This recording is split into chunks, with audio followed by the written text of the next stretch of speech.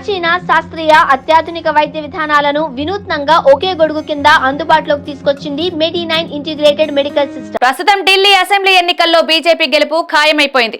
ఆది నుంచి లీడ్లో ఉన్న కమలం పార్టీ నాయకులు 50 స్థానాలకు మించి ఆధిక్యంలో దూసుకుపోతున్నారు.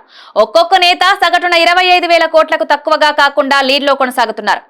ఈ అంచనాలు మారతాయేమో అనుకునే సందేహాలు కూడా పటాపంచలైపోయాయి. ప్రత్యర్థులు ఎంత పుంజుకున్నా 25,000 ఓట్లను పుంజుకునే అవకాశం లేదు. దీన్ని బట్టి బీజేపీ గెలుపు రాసి పెట్టుకున్నట్టే జరిగింది. ఈ తరహా ఏకపక్ష విజయం ఢిల్లీలో ఇటీవల కాలంలో ఇదే తొలిసారి. వాస్తవానికి గత ఎన్నికల్లో ఆప్ విజయం దక్కించుకుంది. 70 స్థానాల్లో 69 స్థానాలు ఆప్ వశమయ్యాయి. అయితే ఇలా ట్రెండ్స్ రాలేదు. ఇంత ఏకపక్షంగా అయితే గెలుపు లేదు.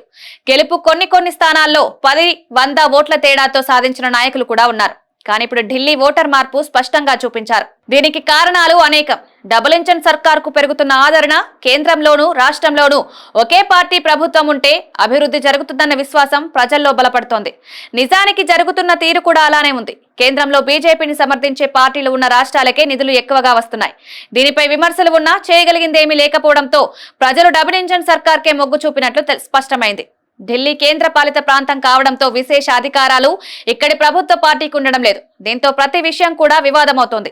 నిధులు రావడం లేదు, పరిణామాలకు చెక్ పెట్టడం కూడా ఢిల్లీ ఓటర్ పరిణితికి నిదర్శనమన్న భావం వ్యక్తమవుతోంది. రాజకీయాల్లో ఓటర్లను ప్రసన్నం చేసుకునేందుకు పార్టీలు వివిధ తాయిలాలు ప్రకటిస్తున్నాయి. తొలినాళ్లలో తాము తాయిలాలకు వ్యతిరేకమన్న బీజేపీ మహారాష్ట్ర, ఢిల్లీ అసెంబ్లీ ఎన్నికల్లో లెక్కకు మిక్కిలిగా తాయిలాలు ప్రకటించింది.